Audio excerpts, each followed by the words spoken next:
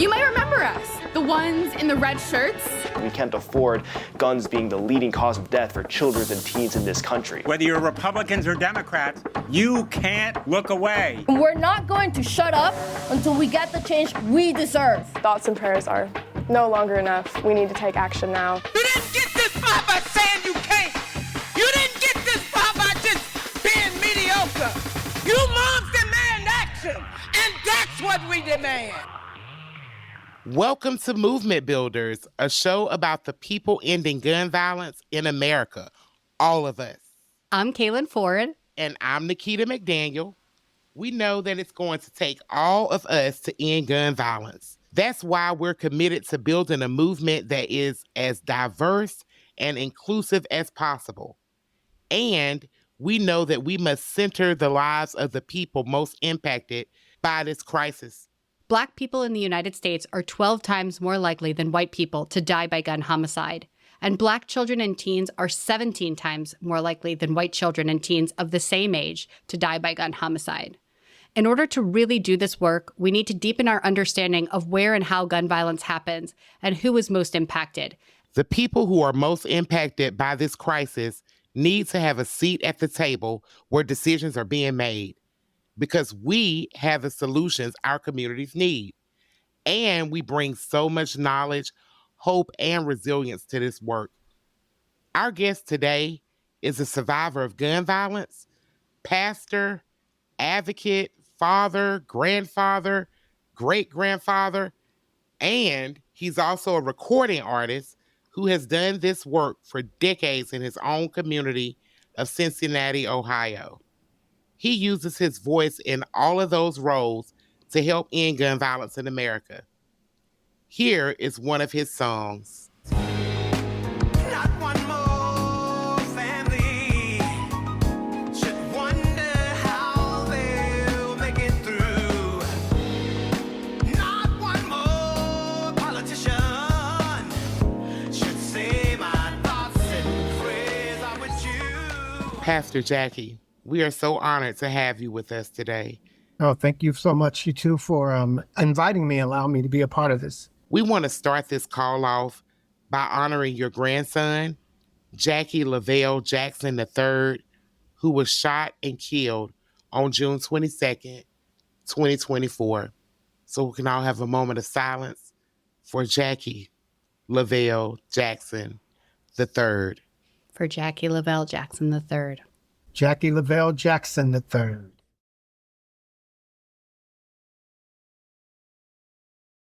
Yep. Unfortunately, that ended the legacy of JLJ's in terms of he will never be able to have the fourth. Pastor, you've said that you don't call this a movement, you call it survival. And it feels like the time to ask more about that and for the rest of us to have that pivot too. When I think about a movement is something that you can join as long as it fits where you are. And once it no longer meets that criteria, or it's no longer the movement or the flavor of the week or the month or the year, you jump away from it. And for a lot of people, and you may know some people who actually fit this category, for some people, it is just a thing that I'm doing now. It's not to discredit the work that some people are bringing, but there's only a certain amount of skin in the game. So when I say it's not a movement, it's survival. For me as a Black man with Black sons and Black grandchildren, Black granddaughters, grandsons, and a great-granddaughter, it's more about survival. For the community, for Black and brown communities, dealing with gun violence prevention issues is about trying to ensure that your family's bloodline can continue. If you remember, my son, Jackie the second, was shot the day after Christmas, this past Christmas, 2023. And one of the things that he and I talked about adamantly was trying to join forces to do something to make sure that there wasn't another Jackie L. Jackson shot. Since I was shot at 10, And my son shot twice, once in 2007 when someone tried to rob him, and then defending his home. So we wanted to make sure, and it was an immediate survival for Jackie Lavelle Jackson III. Unfortunately, that didn't happen. When we talk about survival, survival puts you in a whole different mindset. For me, I'm not speaking for anyone else. I'm talking about me, right? Movement puts me in just that. It's a movement that I can move through and I can actually move past. I can move on to the next thing. I can't move on.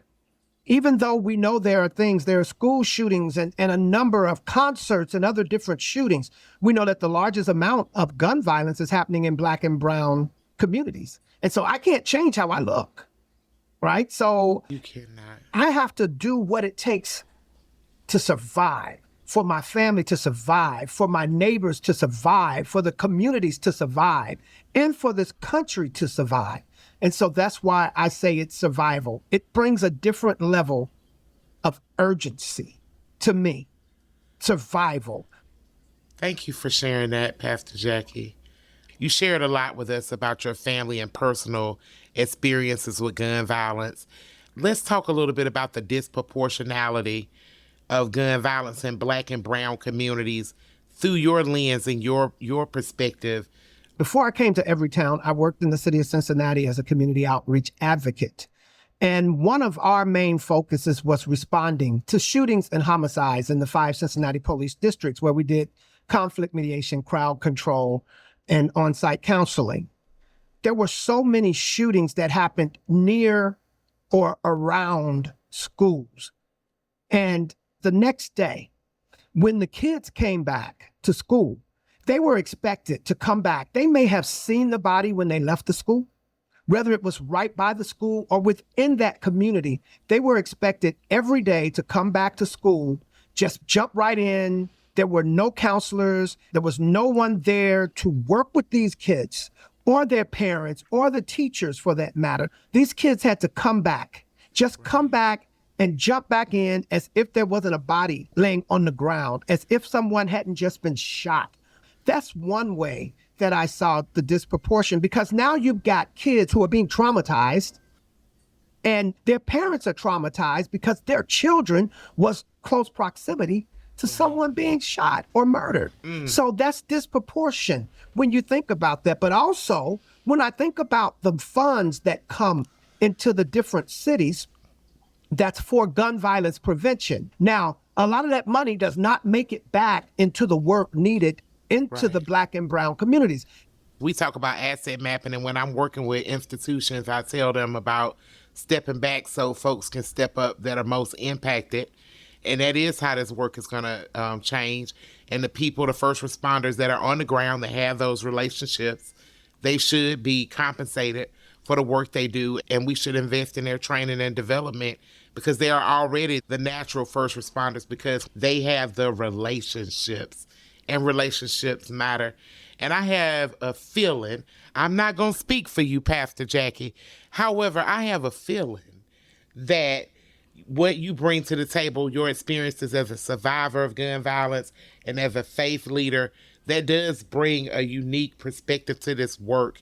And I want you to talk about your unique perspective in the person that you are and the gifts that you carry and the stories that you carry that are very close to this work.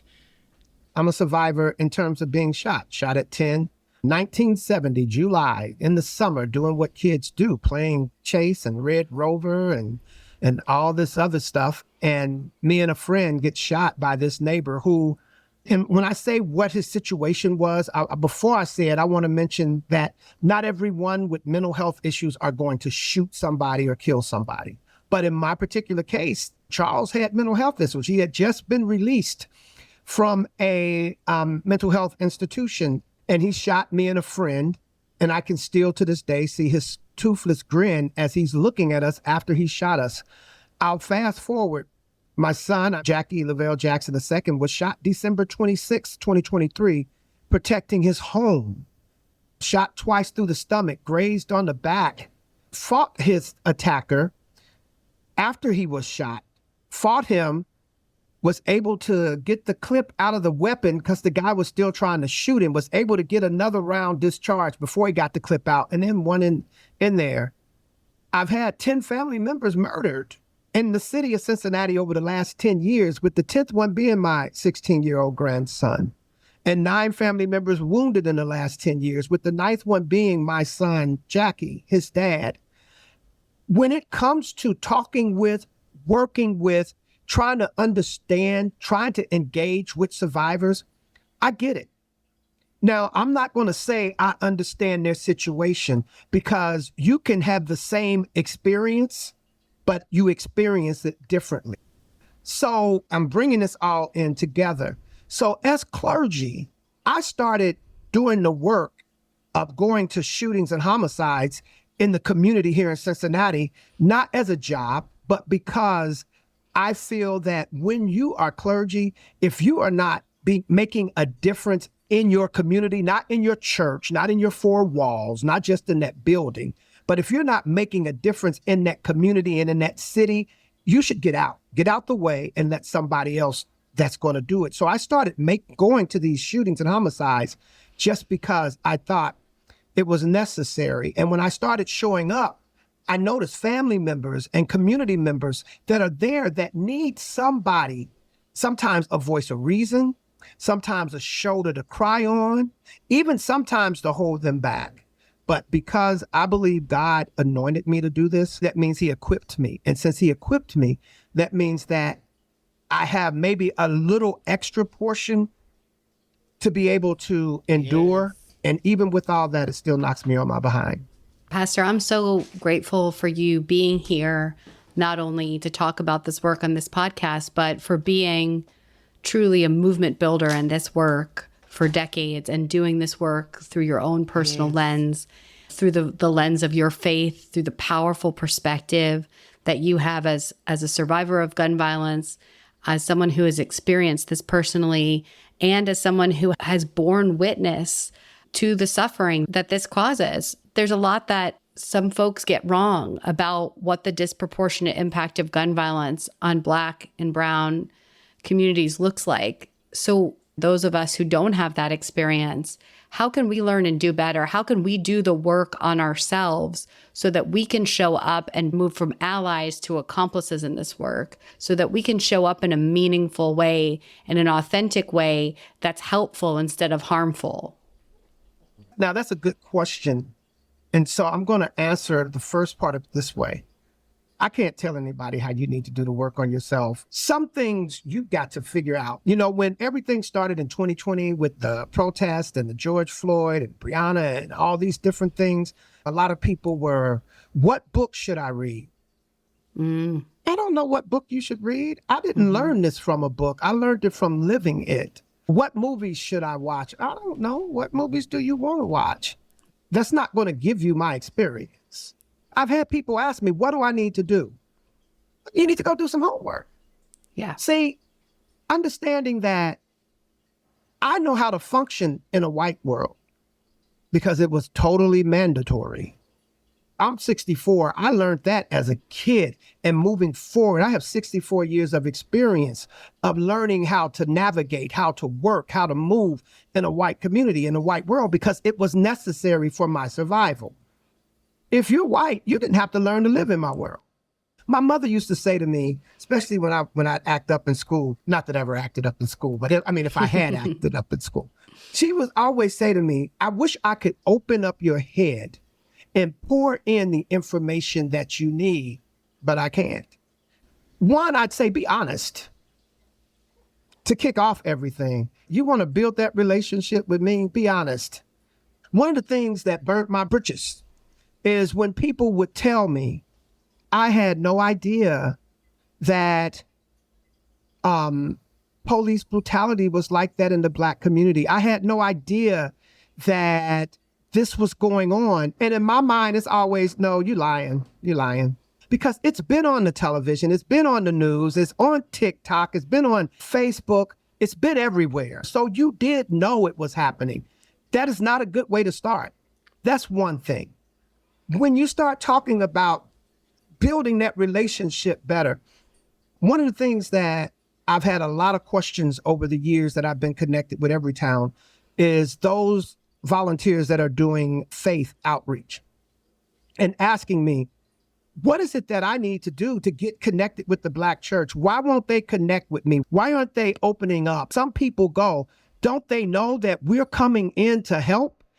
One of the worst things you could do is have the mentality that you're riding in on your white horse to save us poor folk. Say that again. I mean, because that's real. And unfortunately, you get a lot of folks, even in our organization, that kind of come with that mentality that, worry not, I am here to save you. And we don't need you to save us. Yes. We've been doing the work. When you're coming in, it's not that you're coming in and you're bringing something new that everyone is like, oh my God, why didn't we ever think about gun violence prevention? The work is being done. When I train ministers, I talk about the L's.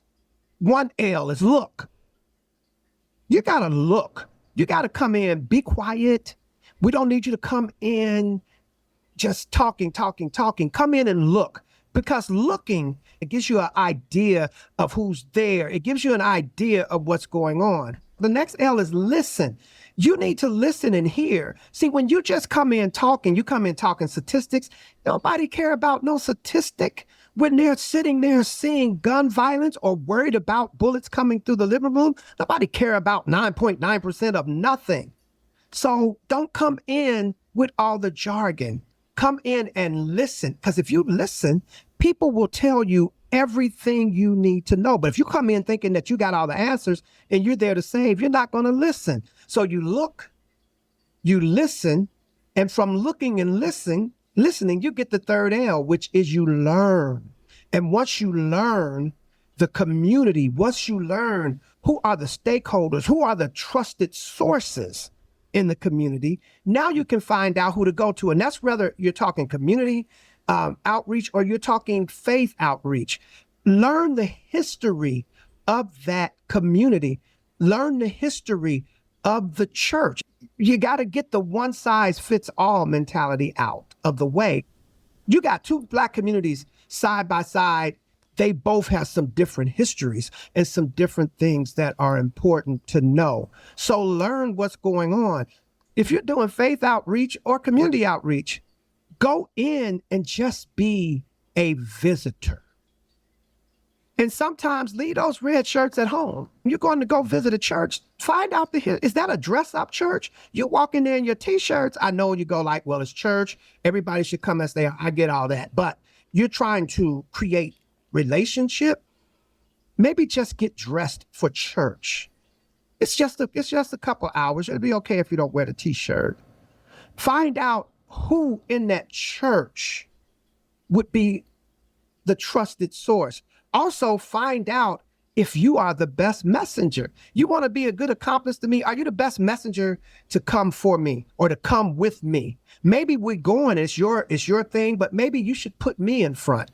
Learn me, learn my culture. How I am, what my culture is not your culture. Sometimes, right? And if you are not being mindful of those particular things, then you come in and you're stepping, maybe not on purpose, but nonetheless, if you step on my foot, you step on my foot. It don't matter if you did it on purpose or not, it still hurt. The last thing I want to mention, you want that good relationship with the faith community. Understand that when you are going to talk to a church or in that Black community, most of the time when the Black community see white folks come in, the question is, what are you coming to take? Yes. That's what it is. What are you coming to take? So be understanding when they don't all of a sudden open up. Yes, ma'am. That's you said it. The history is that people are usually here to take something away or to take something over. And so yes, it's on us to come into that community as white people with that humility and those three L's: look, listen, learn. And then if you've done all that, maybe it's your chance to speak, right? If you've done all that. A chance to lead. A chance to lead. You could actually help lead. Help. See what I said? You can help lead. Right. Because now you know. And everything you're saying is 100% true. Everything you just said is 100% true. And that's what we've got to do. You've got to get an understanding, do some history. And when you do that history, that'll help you know how to come in. Absolutely. If we're all in this together and we're all going to build this movement together and people are willing to step back so others can step up, people are willing to ask the community and come to the community with humility and grace and true partnership in mind and step back and ask, what do you need? How can I help you lead? That's where we're going to actually build a movement. That's where we're actually going to build meaningful relationships, not in someone parachuting in and parachuting out for a day or an hour or an afternoon or 6 months or whatever the case may be. Just showing up at the church once and then coming in and ask the church, can I do this? Can we do that? They don't know you. You just showed up once. It's consistency. Trust is built. Relationships are built over time. And if you just want to try to go one time, or you just think that because you show up, you're going to get what you want, you're going to be sadly mistaken. Build relationships. Let them see you in the community. Quit trying to come in and take over. Go in and be a part of. Go in and say, how can I help? Only thing they may need you to do is pass out hot dogs. Just pass out the hot dogs. Don't try to take over. I think that's absolutely true. Whatever the work that needs doing, to show up and roll up your sleeves and do it with humility and an authenticity, that's what it's all about.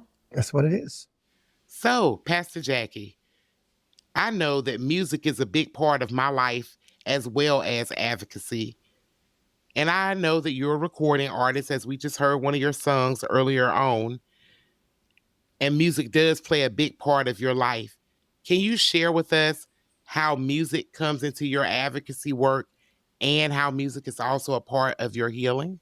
First of all, I love everything from rap to opera. So music is very important. Music gets me through, gets me over, gets me around, gets me up, and sometimes puts me to sleep. As a survivor, music gives me an opportunity to express. Singing, writing songs or performing gives me an opportunity to express what's bottled up inside of me, where I may not have the words to express it in a conversation, but I can find the words to express it in song. It's also, for me, my way of trying to advance the work, especially in gun violence prevention. Everybody doesn't want to be talked to. Right. Everybody doesn't like speeches. Everybody don't want to sit and listen to people talk. And I mentioned things like statistics earlier. Nobody want all that stuff all the time. That's only going to touch certain people. Music, people will open up because once you start grooving to the music and then you're hearing the message, just that grooving puts you in such a position to where, such a mindset where it's easier to get that message across. In the song I have, Not One More. No more fathers, mothers, sisters, brothers, standing at the place of worship's door, seeing their families, seeing their babies, seeing their loved ones, gunned down on the floor. We gotta make a change. That's not a reality. That's not going to happen tomorrow. There's some shootings today, some killings, and there will be some later on this evening and tomorrow. But to be able to project that hope, to be able to project that desire for there not to be one more, if we could start getting stuff in our mind, not one more, maybe we can talk to our friends who may be on the other side of the aisle, that not one more, not just not one more for me, but not one more for you. But that music, if people are willing to take a moment, is something that we could all come together on, regardless of race, age, if we're open. Me and my son, Chris, who is in Atlanta, we just wrote and recorded a song for Jackie 3, or we're calling it a bedtime story. And it's actually, the whole title is going to be a bedtime story for Jackie 3. And that is expressing the hurt, the pain, the anger, and in some cases, the fear. And that is in hopes of helping people understand. When you hear preachers or you hear folks talk about preaching to the choir, If you're not talking to somebody past the people who are already linked up with you, then all you're doing is going in circles. Y'all just keep saying the same stuff to each other, and I don't know what it accomplished. You've got to be able to have those conversations and reach out across from where you are, what you see. And that's what music gives me an opportunity. Maybe I can make you smile with the rhythm. Maybe I can call you to action with the words, call you to awareness. Even if I can't get you to action, maybe I can get you to awareness. Maybe something that I'm doing through music can get you to understand, wait a minute, I have this experience. I'm a survivor. Wait a minute. My neighbors have gone through this, to get an understanding of what they may not understand at this point. And so music is that key to me. It makes me smile. It makes me cry. It makes me laugh. It pisses me off. And it brings all of those things that we need even to do this work that we do. Thank you so much, Pastor. Thank you for being with us on this podcast. Thank you for sharing your story with us. And I hope you'll check out Pastor Jackson's music as well, because it's very powerful. And I know you have some more coming soon. Well, thank you again for having me on as a guest, you and Nikita. I feel honored, and thank you. Nikita, Pastor Jackie is definitely one of the people who keeps inspiring me in this work. I'm so fortunate to work with him and have his perspective in my daily advocacy work. And hearing him speak about the ways we can really show up and look, listen, and learn before we try to help lead is such a good reminder to all of us. As he said, sometimes what somebody needs you to do is serve the hot dogs. And having the humility to show up and do the work that needs to be done to be a good partner is so, so important. And I loved hearing from him. Absolutely.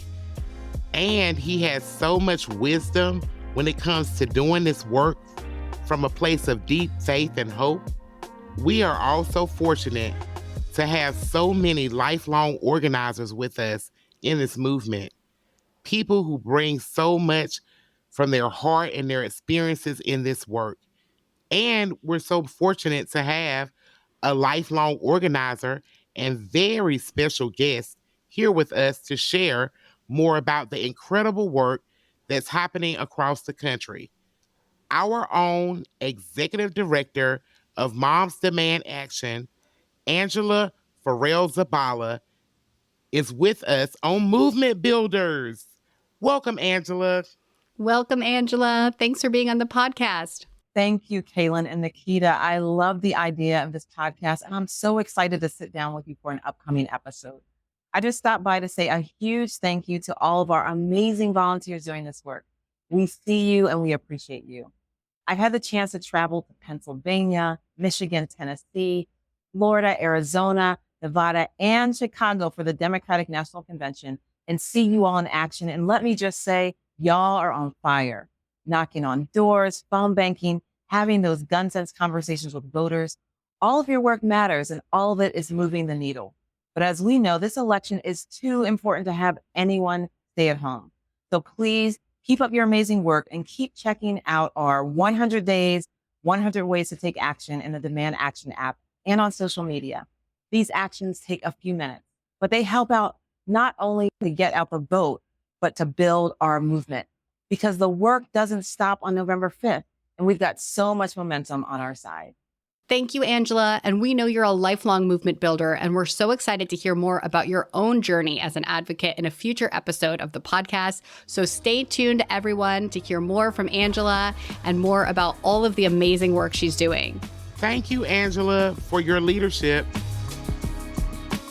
As we said before, this podcast is about the people ending gun violence in America. All of us.